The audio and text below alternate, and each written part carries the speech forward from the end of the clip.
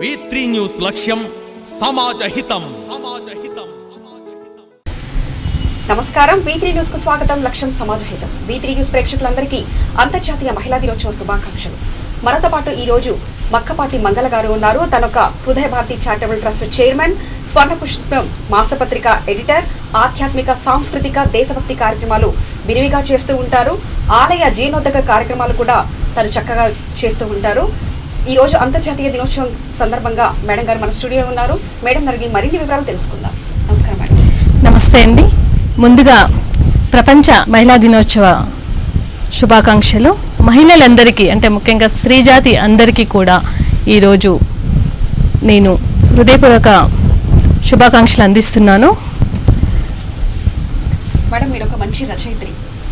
మీరు చెప్పినట్టు మీరు ఒక మంచి రచయిత్రి. ఆలయ జీర్ణోద్ధరణ కార్యక్రమాలు కూడా మీరు బాగా విరివిగా చేస్తారు. అలాగే మీరు సమాజ నిర్మాణంలో మహిళల పాత్ర చాలా విశిష్టమైంది.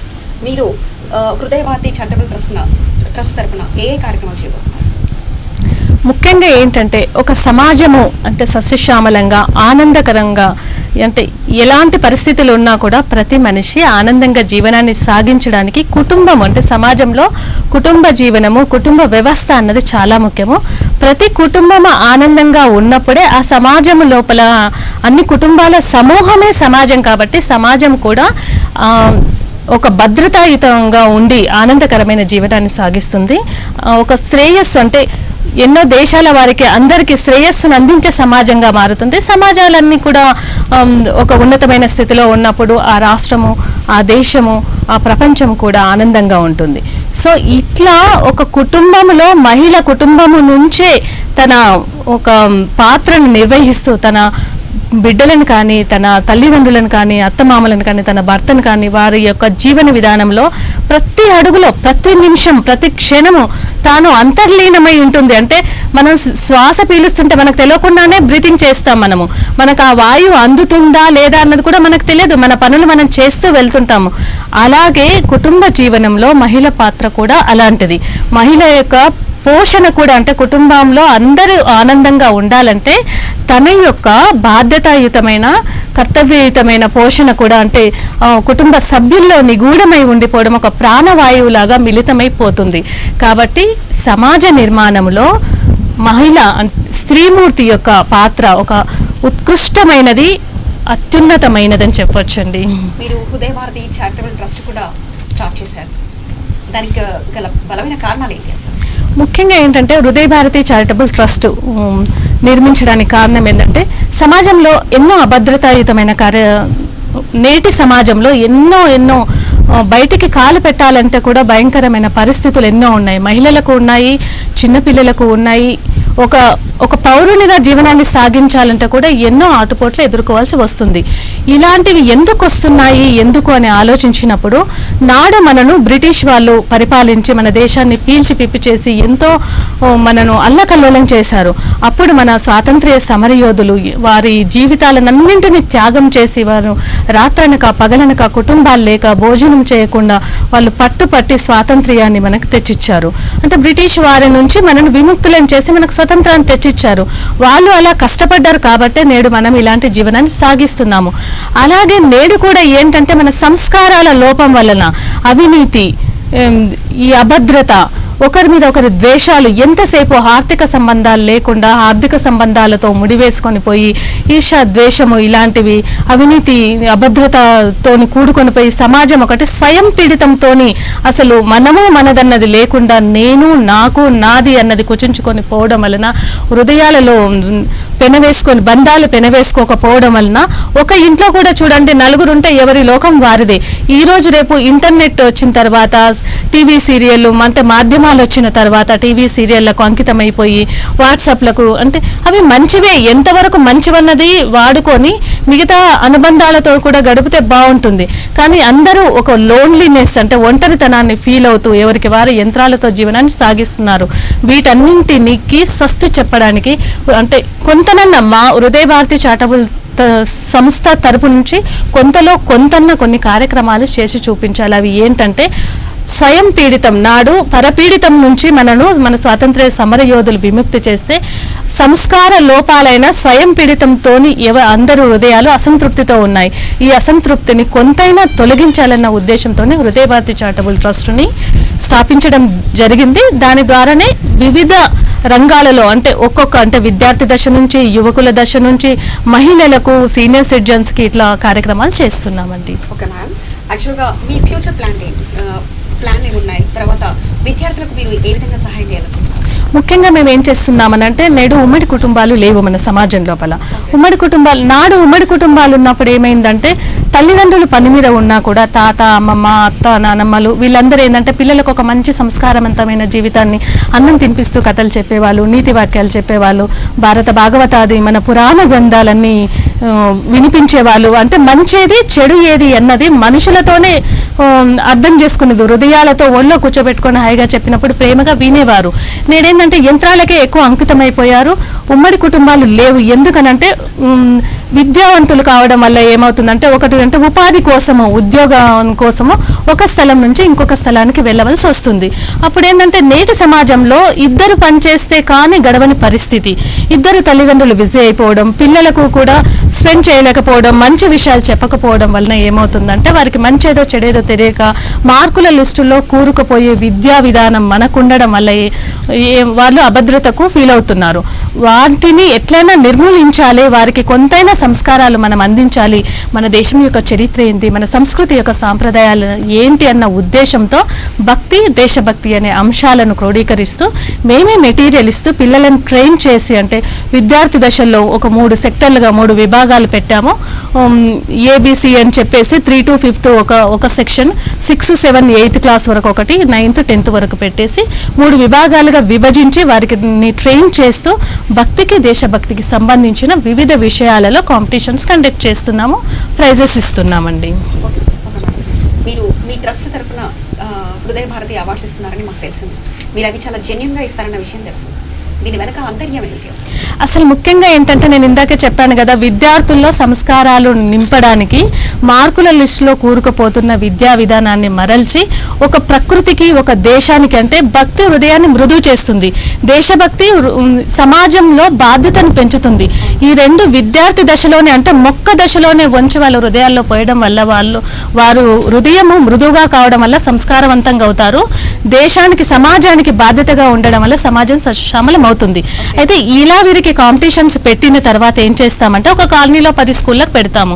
ఈ స్కూల్లో పెట్టిన పిల్లల్ని ఎన్నుకొని వీరి ముందు ఒక ఉన్నతమైన అంటే ఒక లాయర్ ఉన్నాడు అనుకోండి, న్యాయాన్ని పోషించడానికే న్యాయవాది.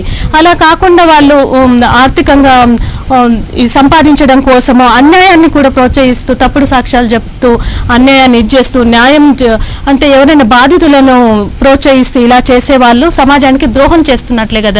అట్లాంటి వారిని కాకుండా వాళ్ళ వృత్తిని అంటే వైద్య వృత్తి కానీ, న్యాయ వృత్తి కానీ, ఏ వృత్తిలో ఉన్నా కూడా వాళ్ళు ఒక ధర్మ మార్గంలో నడుస్తూ సమాజానికి వీరు ఒక ఉన్నతమైన అంటే ఒక ఆదర్శవంతంగా ఉన్నారు అని జెన్యూన్గా సేవ చేసే వాళ్ళను వివిధ రంగాలలో ఒక దేశభక్తి, ఒక పండితుడు, ఒక వైద్యుడు, ఒక కళాకారుడు ఇట్లా మన దేశానికి, సమాజానికి పేరు ప్రతిష్టలు తెస్తూ వీరు ఆదర్శవంతులు అని కొనియాడబడే వాళ్ళను ఈ విద్యార్థుల ముందు వారికి హృదయ భారతి రత్న అనే అవార్డు ఇస్తున్నాం. హృదయ భారతి న్యాయరత్న, హృదయ భారతి వైద్యరత్న, పండిత రత్న ఇట్లా ఇస్తూ వీరి ముందు ప్రోత్సహించడం వల్ల ఏమవుతుందంటే విద్యార్థి దశలో ఉన్నప్పుడు మేము కొందరు లాయర్ కావాలనుకుంటారు, కొందరు వైద్యులు కావాలనుకుంటారు, కొందరు సమాజ సేవ చేయాలనుకుంటారు, కొందరు కవులు కావాలనుకుంటారు. అప్పుడు ఏంటంటే వీరు అలా అనుకున్నప్పుడు మేము కూడా ఇలాంటి అంటే ఎవరైతే అవార్డ్స్ అందుకుంటున్నారో వాళ్ళు న్యాయబద్ధంగా, ధర్మబద్ధంగా జీవనాన్ని సాగిస్తున్నారు కాబట్టి ఇట్లా సన్మానించబడుతున్నారు. మేము కూడా నేను ఒక లాయర్ని అయ్యాను అనుకోండి, ఇట్లా న్యాయాన్ని మాత్రమే నేను కాపాడుతాను, ధర్మాన్ని మాత్రమే కాపాడుతాను, నేను వైద్య వృత్తిలో నేను ఇలా వైద్యం చేస్తాను, ఒక ఆఫీసర్ని అయితే అవినీతి లేకుండా నీతిపరంగా ఉంటే నన్ను ఇలా సమాజం గుర్తిస్తుంది అన్నది వీళ్ళలో ఒక ధర్మాన్ని రేకెత్తించాలన్న ఉద్దేశంతో ఈ విద్యార్థుల ముందు జెన్యూన్గా సర్వీస్ చేసిన వారికి ఈ అవార్డ్స్ ఇస్తున్నాము. హృదయ భారతి రత్న అవార్డ్స్ అని ప్రదానం చేస్తున్నామండి. ఓకే మేడం, ఇక నేటి సమాజంలో చాలా సమస్యలు ఉన్నాయి. వాటికి మీరు పరిష్కార మార్గాలు ఏ విధంగా చెప్పగలరు? అసలు ముఖ్యంగా సమస్యలు అనంటే సమాజంలో ఉన్నది మానవుల యొక్క సమూహము, మన చుట్టూ ఉన్న ప్రకృతి, మనము అవసరానికి వాడుకునే అంటే మన చుట్టూ ఉన్న సౌకర్యాలే కదా సమాజం అంటే. ఎక్కడొచ్చింది సమస్యలు? మానవుల హృదయాల్లోంచే ఉత్పన్నమయ్యావి. అవి ఏంటి అని అంటే ఒక నియమ నిబద్ధత లేకపోవడము. ఒక గాలి ఉందండి, చల్లగా వీస్తుంది, వేడిగా వీస్తుంది, దానికి ఒక ప్రవహించే అంటే వీచే లక్షణం గాలిది. నీరు ఉంది, పల్లానికి ప్రవహిస్తుంది. అలాగే అగ్ని ఉంది, దాని తేజస్సుని పంచుతుంది. సూర్యుడు ఉన్నాడు, ఆకాశం ఉంది, వ్యాప్తిస్తుంది. కానీ మానవుడు ఉన్నాడు. మానవుని హృదయంలో ఏముండాలి? తోటి మనిషికి కరుణతో చూసే మమత ఉండాలి, దానం చేసే దయాగుణం ఉండాలి. సంపాదన కోసమే కాదు, ఒక అందరి హృదయాలతో ముడివేసుకొని పెనవేసుకొని పోతూ బాధ్యతాయుతంగా జీవనాన్ని సాగించాలన్నది ఉండాలి. ఇవన్నీ వదిలేసి ఏంటంటే వివిధ సమస్యలను ఒక్క స్వార్థం కోసము నేను నాకు అన్న ఈ ఒక్క స్వార్థం కోసము అవినీతి, అభద్రత. ఇప్పుడు అంత వ్యాపారం అయిపోయింది. విద్యాలయాలు ఉన్నాయనుకోండి, నాడు విద్యాలయాలు ఎలా ఉండేవి అంటే గురువు గారు పాఠాలు చెప్తే, గురువు గారు కానీ ఒక విద్యా సంస్థ కానీ ఏమి కానీ పిల్లవాడికి మనం ఇచ్చే జ్ఞానము ఒక ఉన్నత స్థితి నుంచి ఉన్నత స్థితిలోకి తీసుకెళ్ళాలి. ఆ ఉన్నత స్థితి ఒక సమాజాన్ని ఉద్ధరించబడాలి. ఉద్ధరించబడిన ఈ సమాజంలో అందరు సంతోషంగా ఉండాలన్నది. కానీ నేడలా కాదు. నాకు ఫీజులు వస్తున్నాయా, వాడికి మార్కులు వస్తున్నాయా, వాడికి ర్యాంక్ వస్తే నాకు ఫీజులు వస్తాయి, ఇలా అయిపోయింది ఒక్కొక్క వ్యవస్థ.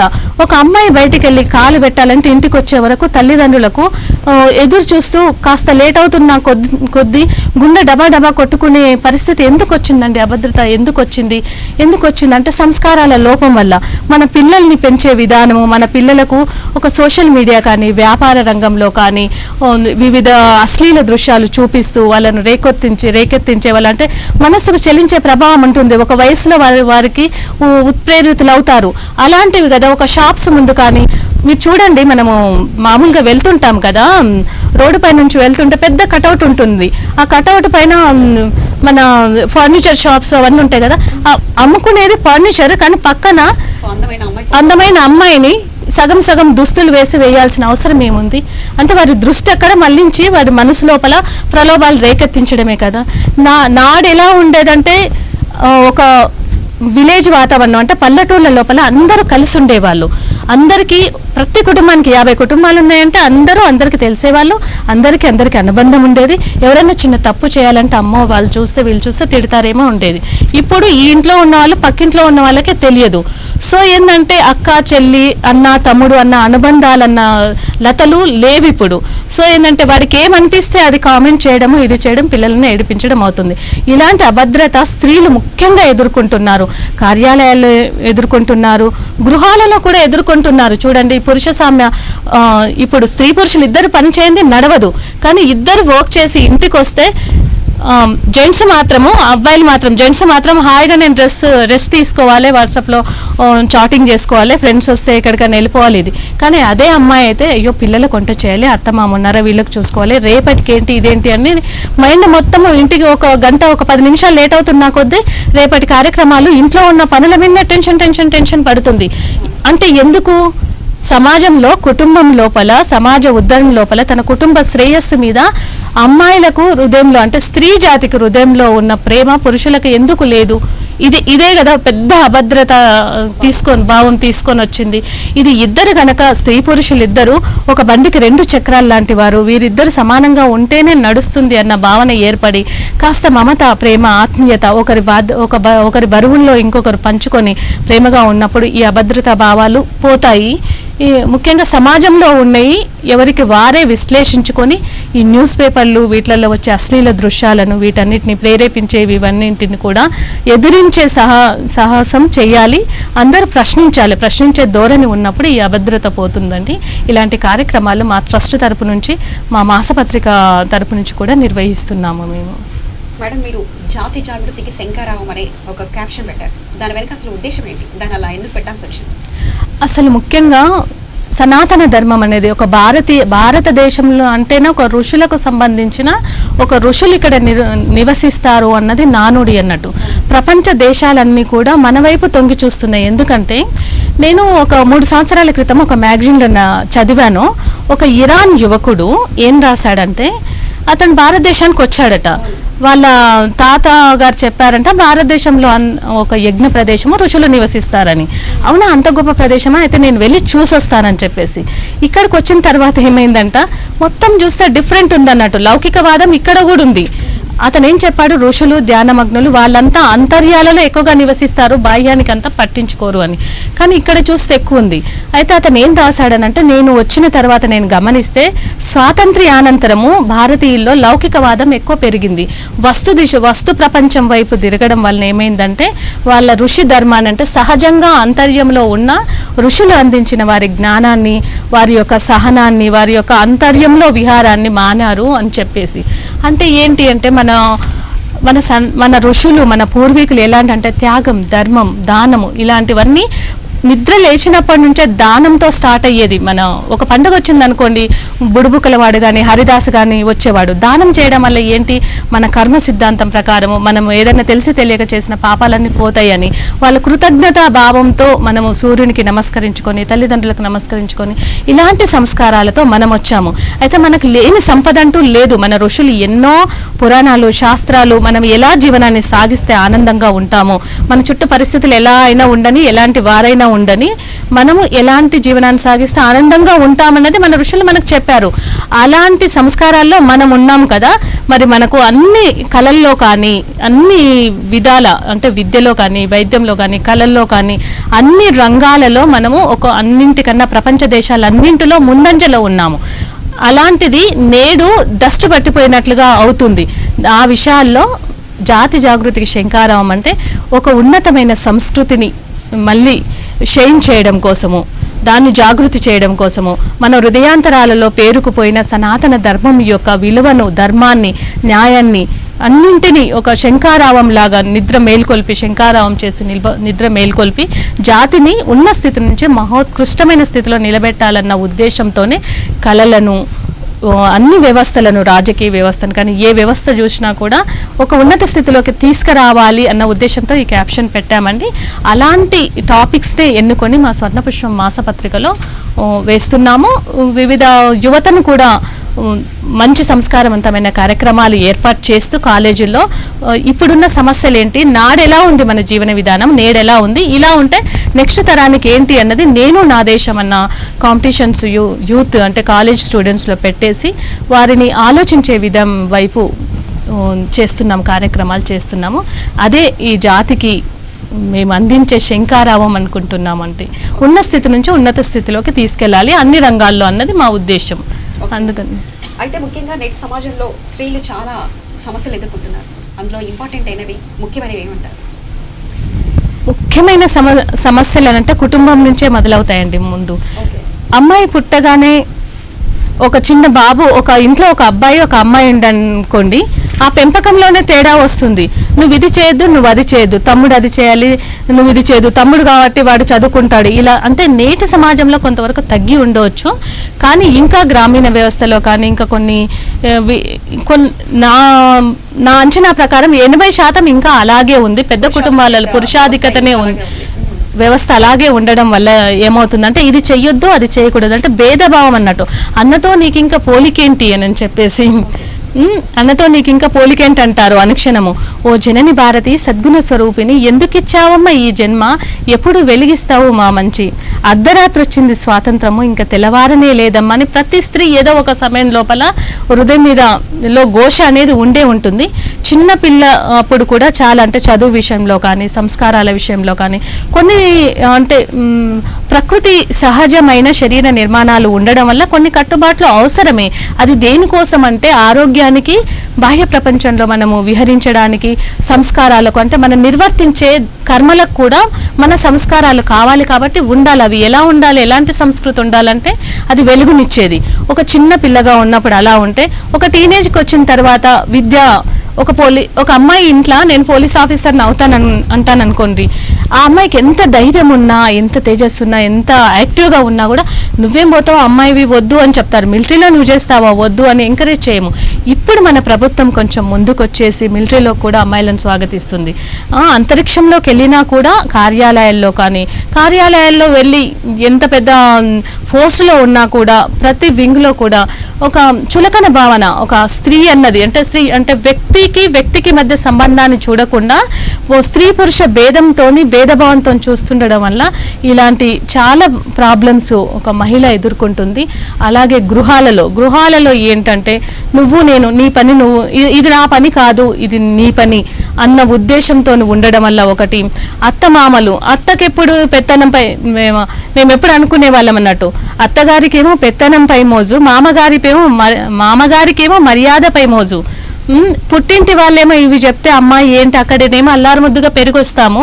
ఒక ఇంటికి వచ్చిన తర్వాత అందరిని వదిలేసి వచ్చిన తర్వాత ఒక స్త్రీకి ఎలా ఉంటుందంటే కొత్త మనుషుల యొక్క స్వభావాలతోని మిళితమైపోయి వారికి అనుగుణంగా మాకున్నాయని పోగొట్టుకోవాలి. స్త్రీలకున్నాయని మనకు ఇష్టాలు పోతాయి, ఆశలు పోతాయి, ఆశయాలు పోతాయి కొత్త మనుషులతో మింగిల్ కావడానికి. అలా ఈ ఒక గృహస్థాశ్రమంలోకి వచ్చే వరకు ఇలాంటివన్నీ తనకొక ఉనికి ఉందన్నదే మర్చిపోతుంది. ఆ తర్వాత తల్లి అయిన తర్వాత ఎన్నో బాధ్యతలు, నిజంగా కడుపు తీపే గనక లేకపోతే సగం కుటుంబాలు ఉండేవి కాదేమో అని నాకు అనిపిస్తాయి. చాలా మంది మా ఆఫీస్ కూడా ఫోన్ చేస్తుంటారు, ఈ ప్రాబ్లమ్స్ ఆ ప్రాబ్లమ్స్ అని. మా పిల్లల కోసమే మేము కలుస్తున్నాం కానీ లేకపోతే లేదు, మా తల్లిదండ్రుల గౌరవం కోసం కలుస్తున్నామని.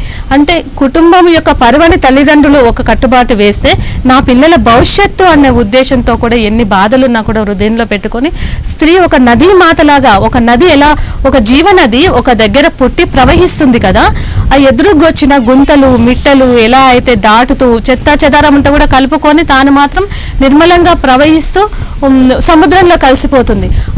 అట్లా స్త్రీ యొక్క ప్రతి దశలో కూడా ఒక చిన్నప్పటి నుంచి ఒక సీనియర్ సిటిజన్ ఎండింగ్ స్టేజ్ వరకు కూడా ప్రతి ఒక్కరితోని ఒక్కొక్క వింగ్లో కూడా బాధాకరమైన విషయమే. ఆమె నిజంగా ఒక నదీ మాతలాగా చెరిస్తూ వెళ్ళిపోతుంది. కాబట్టి మనం అందరము హాయిగా ఉండగలుగుతున్నాం, అంటే ఈ సమాజం ఇలా ఉండగలుగుతుంది. ఆమె గనక ప్రళయాన్ని సృష్టిస్తే మాత్రము నేను చెయ్యను ఇది అని చెప్పేసి ఎదురు తిరిగితే నిజంగా సమాజం అల్లకల్లోలం అయిపోతుంది. ఈ సమస్యలను అంటే మనము ఇలాంటి ఆమె సద్గుణాన్ని మనము ఆకలింపు చేసుకొని మనవంతు మనము సహకారాన్ని అందించినప్పుడే సమాజము ఆనందంగా సంతోషకరమైన జీవనాన్ని, అంటే ప్రతి కుటుంబము అందరూ హృదయాల్లో ఆనందము వెల్లివిరుస్తుంది. ఇప్పుడు ఉన్న స్థితి కన్నా ఉన్నత స్థితికి వెళ్ళొచ్చు, హ్యాపీగా ఉండొచ్చు అని నేను అనుకుంటున్నాను. Thank you madam. డాక్టర్ మక్కపాటి మంగళ గారు హృదయ భారతి చారిటబుల్ ట్రస్ట్ చైర్మన్, స్వర్ణ పుష్పం మాసపత్రిక ఎడిటర్, ఆధ్యాత్మిక సాంస్కృతిక కార్యక్రమాల్లో దేశభక్తి కార్యక్రమాల్లో విరివిగా పాల్గొని పిల్లలకు యువతకు దిశానిర్దేశం చేస్తూ చాలా చక్కటి సందేశాన్ని వినిపించారు. అంతర్జాతీయ మహిళా దినోత్సవం సందర్భంగా తమ అమూల్యమైన సమయాన్ని మన కోసం కేటాయించారు. థ్యాంక్ యూ మంగళ గారు, మీ అమూల్యమైన సమయాన్ని కేటాయించారు. Thank you so much. చూస్తూనే ఉండండి V3 న్యూస్, లక్ష్యం సమాజహితం. V3 న్యూస్ లక్ష్యం సమాజహితం.